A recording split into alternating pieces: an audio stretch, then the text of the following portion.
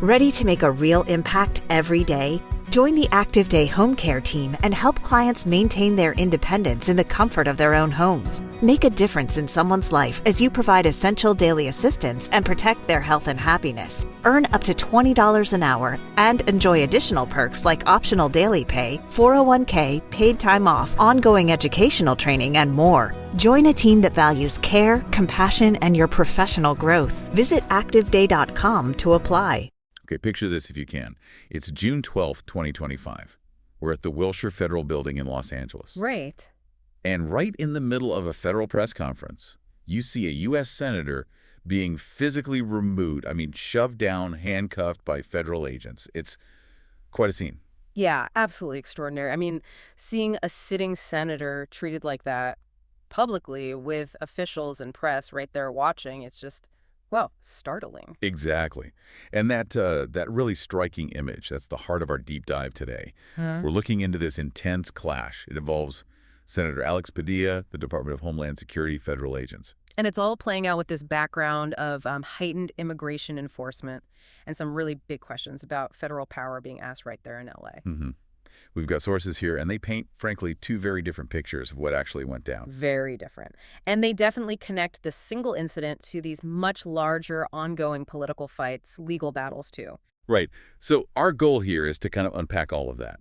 We want to understand the incident itself, obviously, look at the immediate reactions, which, as you said, are wildly different. Yeah. And then sort of connect the dots, right? Link this moment to those broader tensions over immigration, over federal authority that the source material really brings to the surface. Okay, so let's start by setting that scene.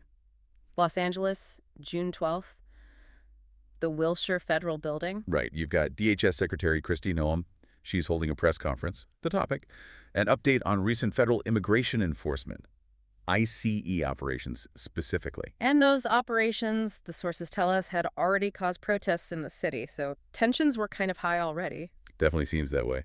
And Senator Alex Padilla, he's also in the building at the same time. Yeah, but not initially for the press conference, right? The sources say he was actually there for a totally separate, previously scheduled meeting. That's right, with other federal officials, including, interestingly, General Gregory Guillot, who heads U.S. Northern Command. Which is significant, given Northcom's role in domestic security. So that meeting itself might tie into the whole federal deployment issue simmering in L.A. Good point. But Padilla also decides to go into Secretary Noem's press conference. And this is where, his background really matters. The sources make a point of highlighting this. Yeah, he's the top Democrat on the Senate Judiciary's Immigration Subcommittee. Right. And he's the son of Mexican immigrants. He's been a very outspoken critic of the administration's immigration tactics, especially the escalated enforcement. He has. He's on record condemning earlier ICE raids, accusing the administration of things like terrorizing communities, breaking apart families, even putting citizens in harm's way. Strong words. Very strong. So when he goes to this press conference, according to his side of the story and these sources, it wasn't just like a random impulse. No, he says his office had been trying to get answers from DHS about these specific LA operations, about the National Guard being sent in, the Marines too. And they weren't getting much back. Little to no information is the quote used. So he saw showing up, trying to ask a question as part of his job. His constitutional duty, he called it, to conduct oversight of the Department of Homeland Security. He wanted answers publicly, it seems, on the record. Which brings us right to that moment of confrontation. Secretary Noem is speaking. And some descriptions of the sources say her remarks were pretty pointed. Yeah, apparently including a line about needing to liberate the city, Los Angeles, from its socialist leadership through increased operations. Wow. Okay. And then Padilla interrupts. He does, loudly, according to the accounts. I'm Senator Alex Padilla. I have questions for the secretary. And that's the flashpoint. Yeah. Because immediately the sources say Secret Service agents, part of Noem's security detail, move in. Yep. He's grabbed by the jacket, apparently, shoved out of the room. And then taken down, forced to the ground by a mix of FBI and Secret Service agents. Restrained right there on the floor, handcuffed, face down. The sources even quote him protesting, saying hands off, and apparently mentioning that he couldn't physically lie flat and keep his hands behind his back at the same time. And there's that detail, too, about an FBI agent reportedly blocking a staffer's phone camera telling them to stop recording. Yeah, just a really intense, chaotic scene described there. And right after it happens, you get these two completely conflicting narratives emerging. Almost instantly. Padilla himself, he was released pretty quickly. No formal arrest, no charges filed. And he holds his own press conference not long after. Visibly emotional, the reports say. And his story is consistent. He was there peacefully just trying to ask a question in his official capacity. Right. And then was almost immediately forcibly removed, forced to the ground, and handcuffed. He made sure to emphasize, I was not arrested. I was not detained. And then he drew that comparison, which was pretty powerful. It was. He said, if this is how this administration responds to a senator with a question, I can only imagine what they're doing to farm workers, to cooks, to day laborers. Urging people to keep protesting peacefully, vowing to hold the administration accountable.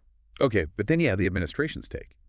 Totally different. Coming from DHS, the FBI, the White House. Yeah, Tricia McLaughlin from DHS basically called it disrespectful political theater. Right.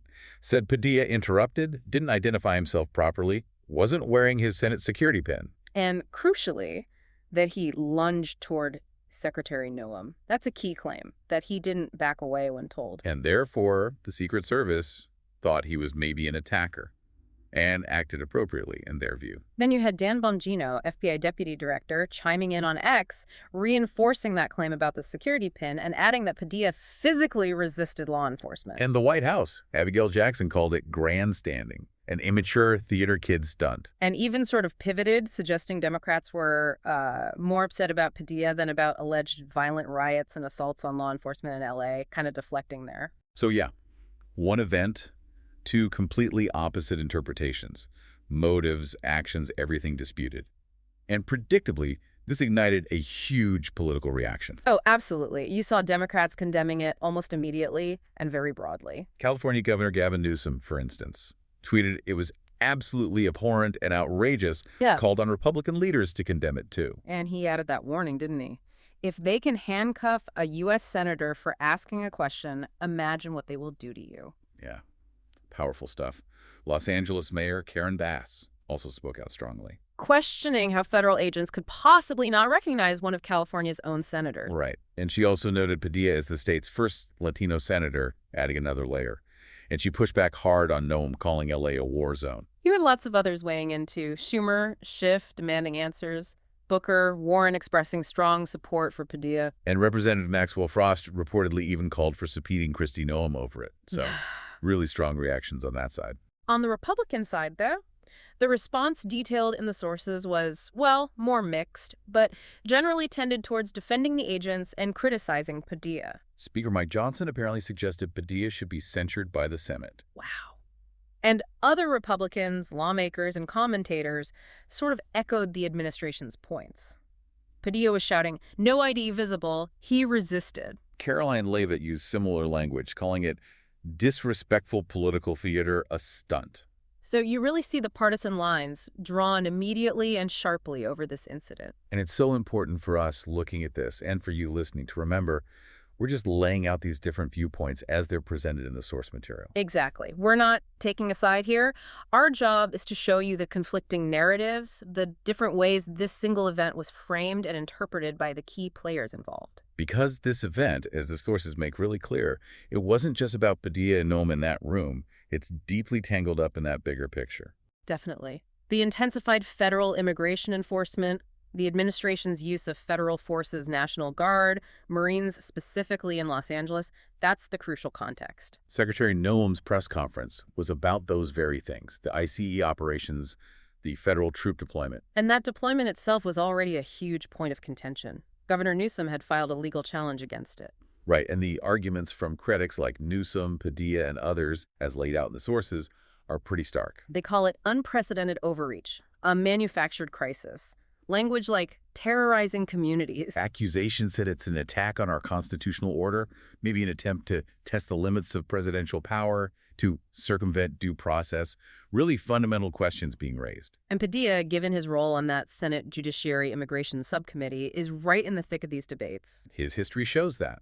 The sources mention him pushing for investigations into past IC raids, condemning policies like family detention. And what I found really telling was the mention of his opposition to even the attempt to invoke the Alien Enemies Act of 1798. Right, that's a really old, kind of obscure law. Exactly. It allows the president to deport non-citizens from countries the U.S. is hostile towards. Bringing that up shows just how deep the historical and legal tensions run here. It's not just about current policy fights. So when you step back and look at this whole incident through the lens of these sources, what's the main takeaway? What does it really highlight? Well, it's clearly an extraordinary event. You just don't see this happen. And it really underscores the severe escalation in tensions. Yeah, between the administration and its critics, particularly over immigration policy and maybe more broadly, the use of federal power. You have the administration framing it one way, a necessary response, they'd say, to a senator behaving improperly, maybe even posing a threat. And then you have the Democrats' view, as reflected in the sources.